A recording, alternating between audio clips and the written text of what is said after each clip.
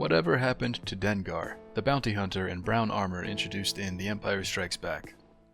Dengar spent pretty much all of his life bounty hunting. During the Clone Wars, he had paired up with his fellow bounty hunter Boba Fett in the Crate's Claw bounty hunting group, alongside other hunters like Bossk and Aurra Sing. When that group had disbanded and each bounty hunter went their separate way, Dengar spent much of his career from that point on working for the Hutts, particularly Jabba the Hutt. For the entirety of the Galactic Civil War, Dengar could often be found in Jabba's palace on Tatooine. When the rebels' plan to rescue Han Solo went south and Jabba took them all on his sail barge to feed the Sarlacc, Dengar did not go with them. Bossk and Boba Fett both joined Jabba on the Katana, but Dengar had elected to stay behind, thus saving him from blowing up when the rebels destroyed Jabba's sail barge. So now, once again, with no real team or organization to ally himself with, Dengar was on his own. The New Republic was also now on the rise, so Dengar could not find employment with the Empire either, as he had done so frequently in the past. In fact, Dengar was fairly convinced that the New Republic wouldn't be very accepting of bounty hunting as a profession, and wanted to form another proper union of bounty hunters like he had experienced during the Clone Wars. The Bounty Hunters Guild had, as Dengar seemed to have predicted, experienced a decline in popularity and relevance with the rise of the New Republic, and the New Republic itself had begun to neglect the profession entirely. So, Dengar attempted to convince other bounty hunters to form a team. He soon found himself in a team with fellow bounty hunters Mercurial Swift and Embo, and a newcomer named Jita. This new team was led by Mercurial Swift, and their objective was to capture another bounty hunter named Jas Emari on behalf of the crime syndicate Black Sun.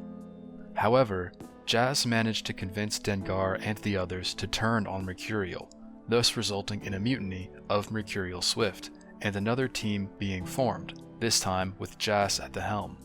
It's unknown what became of this new team or how long they stayed together, but we know that Embo eventually retired to Felucia to be a farmer toward the end of his life. We also know that, according to the Star Wars book, Dengar at some point received cybernetic surgery in an attempt to remain competitive in the bounty hunting profession, to the point that he was barely recognizable.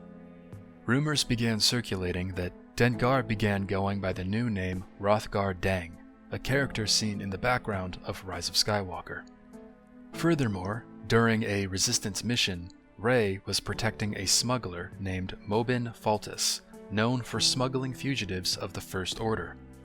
This smuggler was being tracked by a bounty hunter named Keef Varys, hired by the First Order.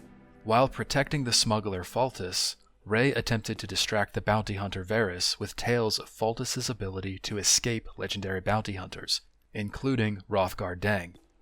Varys then referred to Rothgar as Dengar, further cementing the idea that Dengar had in fact changed his name after receiving the cybernetic enhancements. Furthermore, Corellia is listed as the homeworld of both Dengar and Rothgar Deng.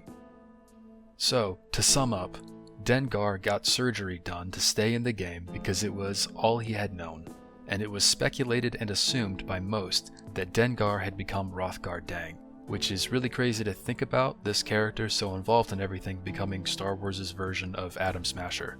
Though maybe that's not a totally fair comparison. Atom Smasher is like way more evil than Dengar ever was. But anyway, that's it for the video. Thank you so much for watching.